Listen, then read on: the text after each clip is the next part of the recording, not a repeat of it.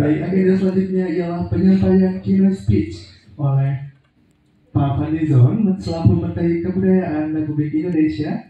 Kepadanya kami persilakan. Assalamualaikum warahmatullahi wabarakatuh. Selamat pagi, salam sejahtera bagi kita semua. Om Swastiastu, Namo Buddhaya, salam kebajikan Rahayu. Yang saya hormati Rektor Universitas Negeri Jakarta, Ketua Perkumpulan Program Studi Pendidikan Sejarah se-Indonesia, para Wakil Rektor, Dirjen Perlindungan Budaya dan Tradisi, Direktur Sejarah dan Permusiuman, Dekan Fakultas Ilmu Sosial dan Hukum Universitas Negeri Jakarta, dan Ketua Prodi, para peserta Kongres Perkumpulan Prodi Pendidikan Sejarah se-Indonesia, dan juga para narasumber. Tentu pertama, saya ucapkan terima kasih yang sebesar-besarnya kepada Pak Rektor yang telah menjadi tuan rumah juga dari kegiatan Kongres di Seminar Nasional Perkumpulan Prodi Program Studi Pendidikan Sejarah se-Indonesia dengan tema menulis sejarah, membangun bangsa, membangun peran pendidikan sejarah di sekolah.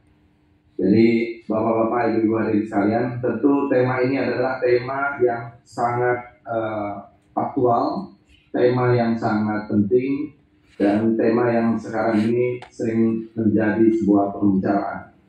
Pertama adalah sejarah sendiri sekarang sudah mempunyai rumah di Kementerian Kebudayaan, yaitu Direktorat Sejarah dan Permusiuman yang dipimpin oleh Profesor Agus Mulyana. Ya, kebetulan dia juga adalah Ketua Umum Masyarakat Sejarawan Indonesia. Kita berharap dengan adanya Direktorat Sejarah di Kementerian Kebudayaan, kita memulai kembali program-program yang terkait dengan sejarah, karena sejarah mempunyai fungsi yang sangat besar di dalam membangun sikap, nilai, dan berbagai peninggalan dan peristiwa sejarah, terutama bagi generasi yang akan datang, kepada anak-anak sekolah, ya. Dan untuk mengajarkan sejarah lebih mudah dan sistematis, tentu dibutuhkan rujukan buku-buku sejarah.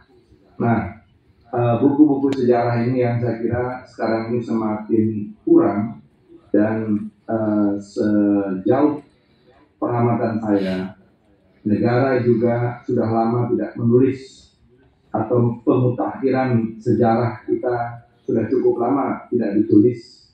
Ya, terakhir ada buku Sejarah Nasional Indonesia yang dulu pernah ditulis oleh atau dipimpin penulisannya oleh Pak Sabtono Kartodirjo tahun 1970-an, kemudian tahun 1980-an, lalu ada juga Indonesia dalam Arus Sejarah yang pernah diterbitkan di tahun 2012, meskipun isinya terakhir itu tentang 2001 atau pada masa-masa awal reformasi. Jadi banyak sekali hal-hal yang belum pernah kita tulis kembali di dalam sejarah kita, termasuk terutama di era-era reformasi, sejak pemerintahan B.J. Habibie, pemerintahan Megawati, pemerintahan Gus Dur, ya, terbalik ya, Gus Dur, Megawati, kemudian pemerintahan Susilo Bambang Yudhoyono, sampai pemerintahan Joko Widodo sampai yang terakhir. Jadi belum pernah kita menulis bagaimana sejarah di masa-masa itu dan di masa-masa penting, termasuk juga hasil-hasil pemilihan umum. Yang terakhir itu di dalam sejarah yang kita tulis itu adalah pemilihan umum tahun 1997. Jadi cukup banyak hal-hal yang menjadi PR kita di dalam sejarah. Dan tentu sejarah Indonesia yang ditulis adalah bagaimana perjalanan menuju keindonesiaan. Dan saya kira sudah cukup banyak keterangan bahwa perspektif Indonesia itu sangat penting di dalam sejarah Indonesia. Kita tidak memakai perspektif yang lain, jadi yang disebut sebagai Indonesia sentris, bukan perspektif kolonial, karena kita tahu kalau perspektif kolonial tentu untuk kepentingan mereka, tetapi kita sebagai bangsa, apalagi sekarang sudah 80 tahun, kita adalah bangsa yang harus menulis sejarah dengan perspektif Indonesia. Dan perspektif Indonesia itu adalah bagaimana kepentingan nasional Indonesia dari perspektif kita.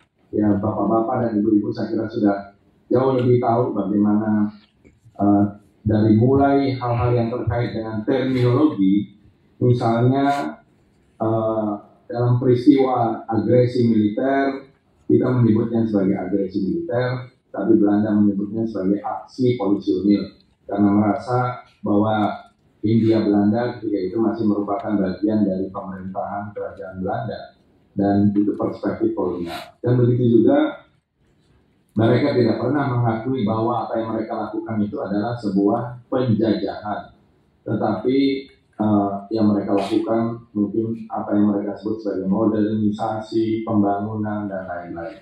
Jadi bapak-bapak, ibu hadirin sekalian, tentu kita menulis sejarah ini merupakan bagian dari kepentingan nasional kita, dan ini penting bagi jati diri, identitas bangsa kita. Reinventing Indonesian identity ini sangat penting ke depan sebagai bangsa yang besar, bangsa yang hadir sekarang ini 80 tahun.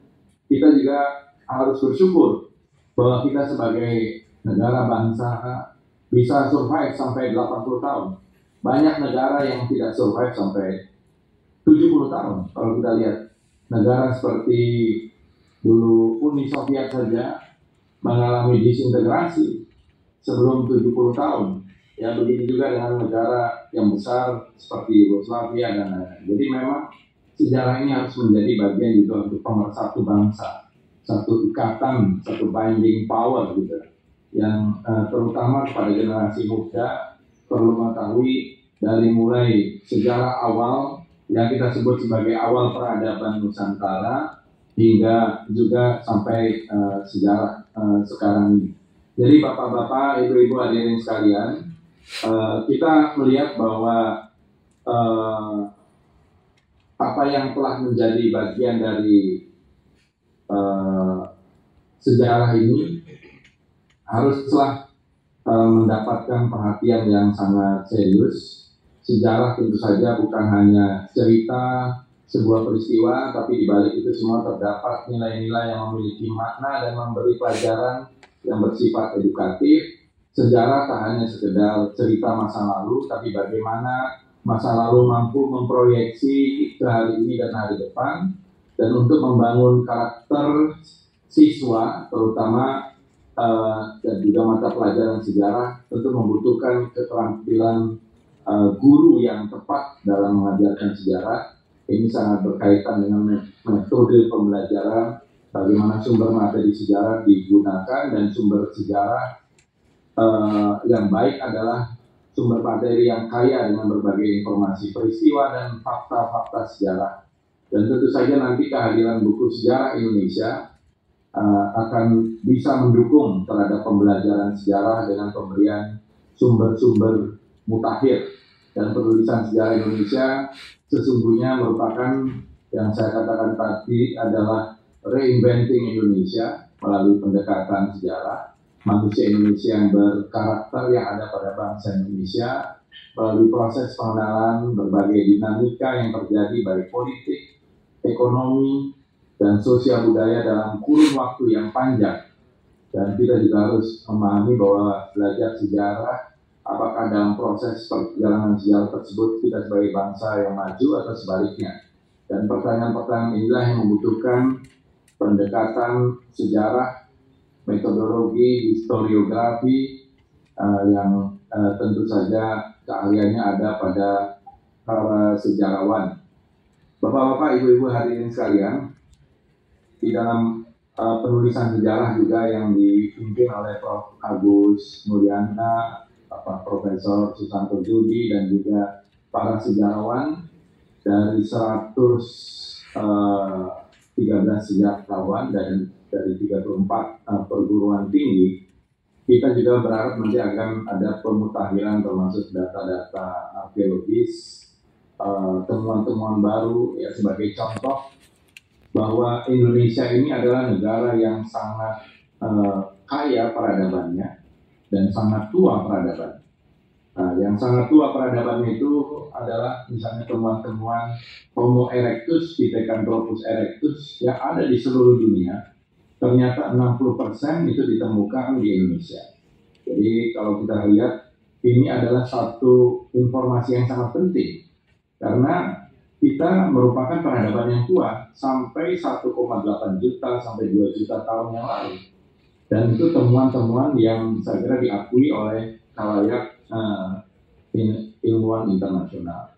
Selain itu juga misalnya di masa-masa yang lebih belakangan atau ketika manusia sudah mempunyai ekspresi budaya yang lebih modern, kita lihat lukisan purba tertua, cave painting atau rock art itu, ternyata yang paling tua juga ada di Indonesia. Saya baru saja kembali dari Maros. Di situ kita bisa melihat di Leang-Leang, Taman Arkeologis Leang-Leang, di Leang Petakere, Leang Karangtuang, Leang Jadi, dan lain-lain. Itu umurnya ternyata puluhan ribu tahun. Dan yang paling tua itu adalah Leang Karangtuang, itu usianya 51.200 tahun. Jadi kita mempunyai ekspresi budaya yang paling tua di dunia, mengalahkan yang ada di Eropa, yang di Prancis yang selama ini dikenal hanya 17.000 tahun, paling tua adalah 35.000 tahun, tapi di Indonesia ada sampai 51.200 tahun, dan ini sudah melalui satu proses uji ya, semacam carbon dating dengan uranium series. Kemudian juga penemuan situs Bongal misalnya di Tapanuli Tengah, itu juga menunjukkan informasi yang juga sangat menarik. Misalnya masuknya Islam ke Indonesia ternyata bukan abad ke-13, tapi lebih awal. Temuan-temuan ini membuktikan terjadi kontak perdagangan dan temuan-temuan koin dari dinasti Umayyah dan Abbasiyah yang cukup banyak di situs Bongal, dan juga berbagai macam artefak yang terkait dengan budaya Islam, itu menunjukkan bahwa sudah cukup banyak dan cukup masuk. Ini juga sejalan dengan seminar yang dilakukan oleh para tokoh umat Islam di tahun 1963, bahwa Islam masuk ke Indonesia pada abad ke-7 atau pada awal atau pada abad pertama Hijriah. Ya, jadi lebih awal. Ini gelombang pertama masuknya Islam ke Indonesia. Ini sebagai contoh bahwa sejarah ini dinamis dan memerlukan juga penulisan pemutakhiran hal-hal yang terkait dengan temuan-temuan baru. Dan saya kira ini penting untuk Indonesian identity ke depan, gitu ya. Dan jangan sampai kita kemudian tidak menulis sejarah, dan kemudian anak-anak sekolah, terutama peserta didik, tidak mengetahui sejarah. Saya dulu pernah menjadi siswa pertukaran pelajar AFS di Amerika Serikat, dan mata pelajaran sejarah itu mata pelajaran yang wajib diambil, gitu ya. Jadi tidak mungkin seseorang itu bisa lulus dari sekolah tanpa lulus dari mata pelajaran yang namanya US History. Jadi kita semua wajib untuk lulus dari US History, gitu ya. Jadi itu mata pelajaran yang wajib tersendiri yang tidak bisa diutak-atik juga digugat. Kita berharap ke depan juga mata pelajaran sejarah ini menjadi atau mendapatkan tempat yang proporsional lagi, sehingga orang Indonesia, terutama generasi muda, tetap bisa mengenal sejarah. Jadi akhir kata, saya ucapkan selamat melakukan kongres dan seminar kepada Perkumpulan Prodi Pendidikan Sejarah se-Indonesia. Semoga keberadaan asosiasi perkumpulan ini bisa menjadi mitra strategis bagi Kementerian Kebudayaan dalam melakukan berbagai macam upaya pemajuan kebudayaan. Saya juga mohon maaf tidak bisa hadir secara fisik karena ini harus ada mengejar pesawat sebentar lagi, 1 jam lagi. Mudah-mudahan di lain waktu kita bisa berdiskusi lebih panjang dan lebih mendalam lagi. Dan saya tutup dengan pantun, goreng udang berwarna merah, dibeli bersama nasi di warung makan. Mari berjuang dengan sejarah untuk membangun generasi di masa depan. Terima kasih. Wassalamualaikum warahmatullahi wabarakatuh. Selamat siang, selamat pagi.